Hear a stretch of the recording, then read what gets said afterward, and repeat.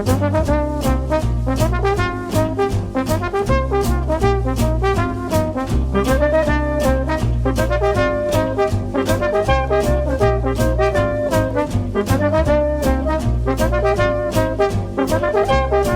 right, joining us for this version of Author's Corner, I am thrilled to have really esteemed psychiatrist Phillip Romero. That's the best word to describe him. And his book is so fascinating. Andy Warhol's Brain, Creative Intelligence for Survival.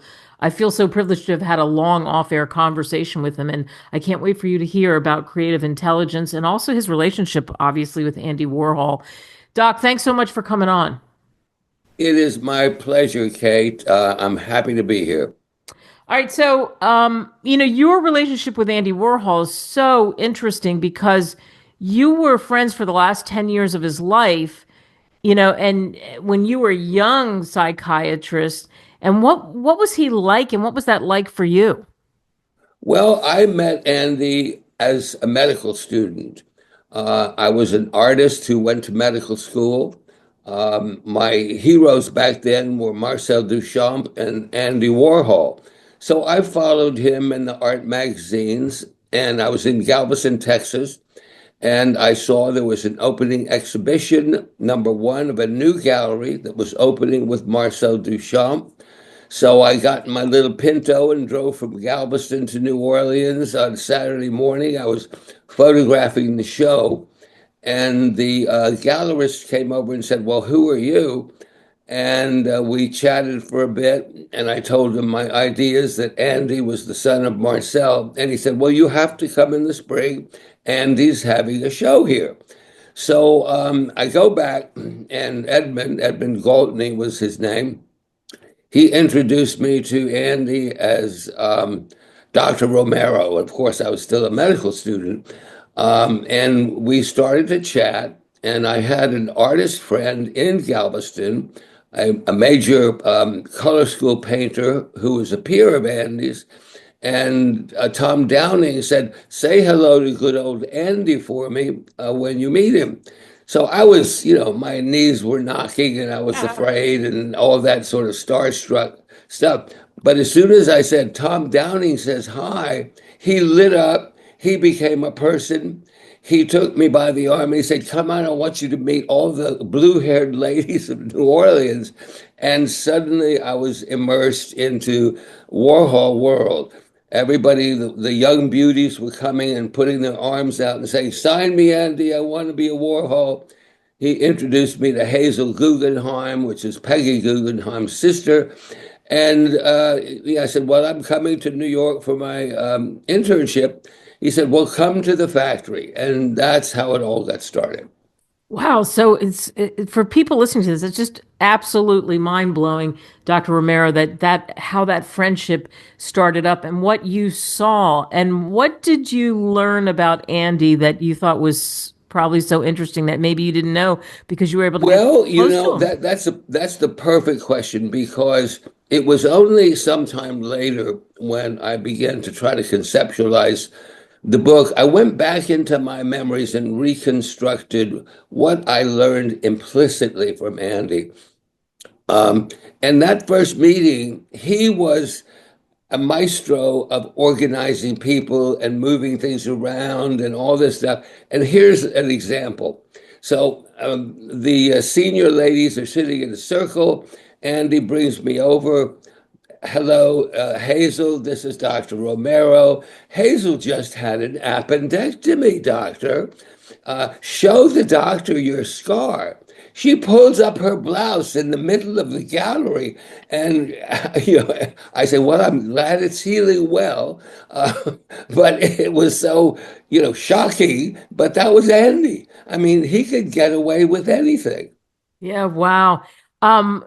For you, and those stories are so precious, when you wanted to do an interview with Andy, and all of that was sort of coming about, right? And then what happened? Yes, well, this is towards the end of his life, but I didn't. None of us knew. I started a book called The Art Imperative: The Secret Power of Art, and it was about individual development of creativity and cultural evolution of the critical role art plays in civilization, beginning with the cave paintings and coming forward. So I had interviewed a number of really prominent artists, Isamu Noguchi, Audrey Flack, Louise Bourgeois. And so I was at a party with Andy. It was a Christmas party. And he was standing there watching Jean-Michel and play pool. And we knew each other. We chatted all the time. And I said, Andy, I'm doing this book, The Art Imperative. Oh, I love the title. He said, I don't know what I'd do if I didn't make art. So he knew it. He knew the art imperative. So I said, I would love to interview about your childhood. He said, sure, come to the factory and we'll put it in Interview Magazine. I said, fantastic. The next week, he dropped dead. And it just totally devastated everybody. I mean, it was a major, unexpected loss. And so I just put it on the shelf. It wasn't for 20 years later that I published The Art Imperative, but I didn't have an interview with Andy, so it wasn't in it. And then I cooked on it for more years, and through COVID, I finally came up with how to write it. Don't write a book, write a bunch of essays. A little bit of your story with Andy, a little bit about his creative intelligence and what is creative intelligence. And this was a concept that I developed about 30 years ago as an artist, psychiatrist. I said, I'm not so interested in healing the human condition, but helping human beings become themselves. The brain is a creativity machine. And if you get your ego out of the way, our brain creates wonderful things, from me to civilization. So, but it's that ego and that greed that gets in the way. I love it. So talk more about creative intelligence. I mean, you coined it, you really pulled it together. I think it's so valuable for everybody in this audience and beyond to hear it. I think it's brilliant. Give us more on that. Yes, well, I'm a neuroscience student. I had a great mentor in Bruce McEwen at Rockefeller on stress and the brain.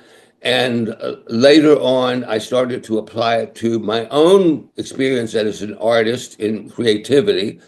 And then the brain science really broke through. And around 2005, they discovered that when the brain is at rest, it's not doing anything. It's in the scanner, they say rest. So you're not doing anything. And they scanned the brain at rest. And rather than getting quiet, the brain got very active and it started chattering with itself. All these different memory, emotion, imagination, all this stuff started to share information. This is a brain state of daydreaming called the divergent brain state.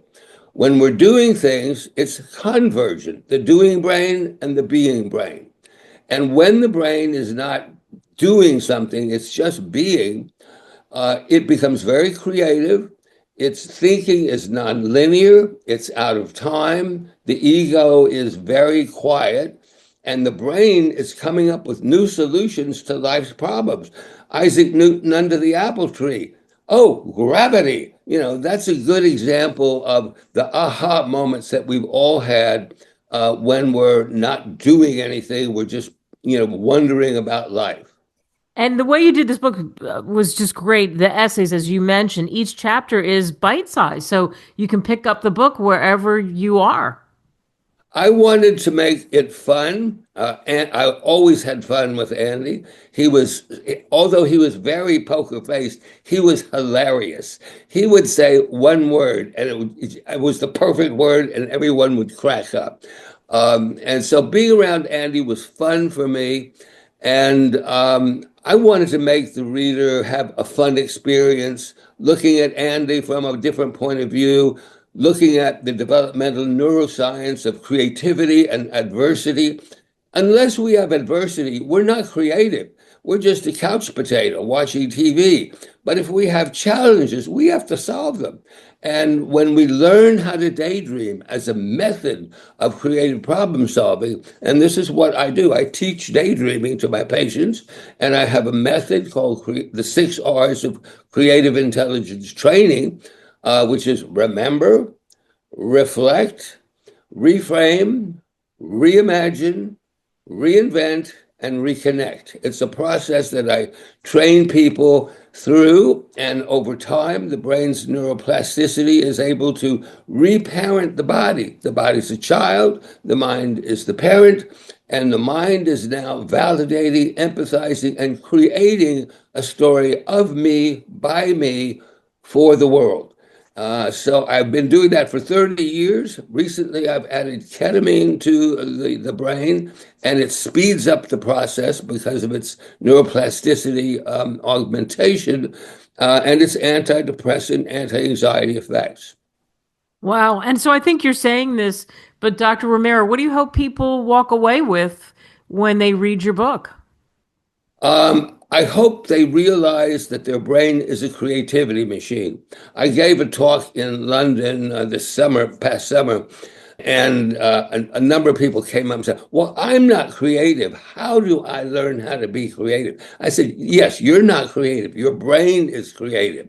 So if you forgot how to daydream, well, practice daydreaming." That's brilliant. Again, the name of the book is Andy Warhol's Brain, Creative Intelligence for Survival. You can get Dr. Phillip Romero's book on Amazon, wherever great books are sold. Doc, thanks so much for coming on. Kate, thank you, and have a wonderful day.